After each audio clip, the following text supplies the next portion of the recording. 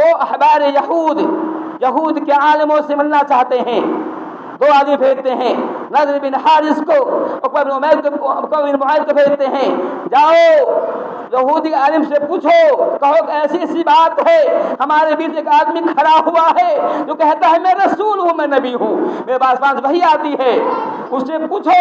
کہ ہم کیسے اس کام کو بند کریں، اسے کیا پوچھیں کہ لاجواب ہو جائے۔ وہ دونوں نضر بن حارث، عقبہ بن معیط جو ہے یہودی عالم پا جا رہا ہے اور کہتا ہے کہ ہمارے بیچ ایک عالم آدمی پیدا ہوا ہے جس کا نام محمد ہے، وہ دعویٰ کرتا ہے، آپ بتائیں تو صحیح کیسے ہم اس کو جانچیں کہ واقعی نبی ہے کہ نہیں۔ کہا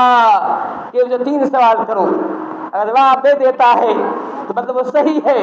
چونکہ یہ باتیں میں بتا رہا ہوں وہ پرانی باتیں ہیں، بہت پہلے کی باتیں ہیں، جس کو نہیں معلوم ہوگا، اگر نبی ہوگا تو ہی معلوم ہوگا ورنہ معلوم نہیں ہوگا۔ کہا 3 سوال کرو، پہلا سوال یہ کرو کہ روح کیا ہوتا ہے، تو سوال یہ کرو کہ اصحاب کہف کیا ہے، اصحاب کہف کون ہیں، یہ ہے کیا، یہ سوال یہ کرو کہ ذوالقرنین جو مسافر تھا، جو سیاح تھا، پریٹک تھا، وہ کون تھا، کہاں تھا، کیا معاملہ تھا۔ 3 سوال کے جو بات لے کے آتا ہے، پیارے نبی کے پاس آیا ہے تو کہا کہ وسلم اے محمد اگر تم نبی ہو تو بتاؤ یہ 3 سوال تم سے ہے، یہ جواب دو۔ آپ صلی اللہ علیہ وسلم نے کہا میں کل بتاؤں گا، لیکن آپ نے انشاءاللہ نہیں کہا، آپ نے کہا میں کل بتاؤں گا، آپ نے انشاءاللہ نہیں کہا، کل بھی پھر مشرکین پھر آئے، کہا محمد بتاؤ، کہا پھر کہا کل بتاؤں گا، پھر انشاءاللہ نہیں کہا۔ اللہ تعالیٰ نے وحی روک لی، 15 دن تک وحی بن رہی،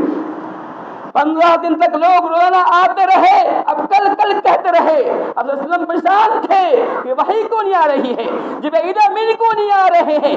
میں کتنی زندگی ان کو اب ہو رہی ہوگی جو ہے، لیکن آپ کو اپنی غلطی کا احساس ہی ہو رہا تھا کہ میں غلطی کر رہا ہوں، کیونکہ اس وقت تک یہ آیت نہیں نازل ہوئی تھی، آپ کو نہیں بتایا گیا تھا کہ جب کچھ کرنا چاہیں کچھ پلان بنائے، یہ کہیں کہ کچھ کرنا ہے انشاءاللہ کہا کیجیے، اس وقت یہ حکم نازل نہیں ہوا تھا، اس وقت آپ نہیں جانتے تھے کہ انشاءاللہ بھی کہنا ہے، آپ نہیں جان رہے تھے، اس لیے آپ انشاءاللہ نہیں کہہ رہے تھے۔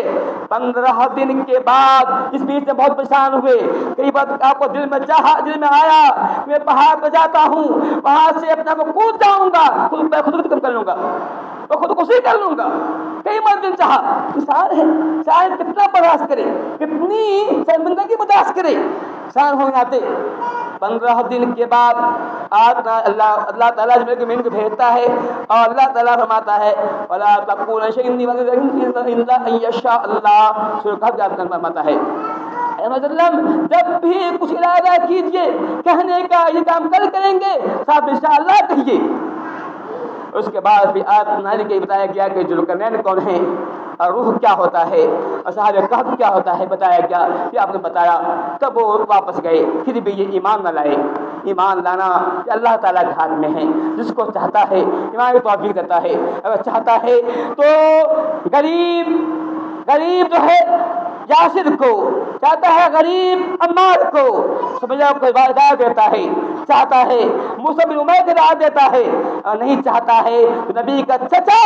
جنہوں نے آپ کے لیے بڑی قربانی پیش کی ہے ابو طالب کو ہدایت نہیں دیتا ہے، اللہ کے ہاتھ میں ہے، ہدایت دینا اللہ کے ہاتھ میں ہے۔ یہ چاہیے ہم دعا کریں اے صراط المستقیم، دعا بار بار کریں ہمیشہ اللہ کے مسجد جا کے ہدایت دیں، یہی وجہ ہے کہ ہر نماز میں سورۃ فاتحہ پڑھا جاتا ہے، اس میں دعا سکھائی گئی ہے اے صراط المستقیم، دعا سکھائی گئی ہے، ہر نماز پڑھی جاتی ہے، اور تاکہ ہم ہر نماز میں دعا کریں کہ اللہ مجھے ہدایت دے، تو ہمیں سے دعا کرنی چاہیے، کب ہدایت چھین لیا کوئی نہیں جانتا ہے، اس لیے ہمیشہ دعا کریں اللہ ہدایت دے۔ تو میں یہ کہہ رہا تھا اس سے بھی معلوم ہوتا اب عالم غیب نہیں تھے، غیب کی بات جان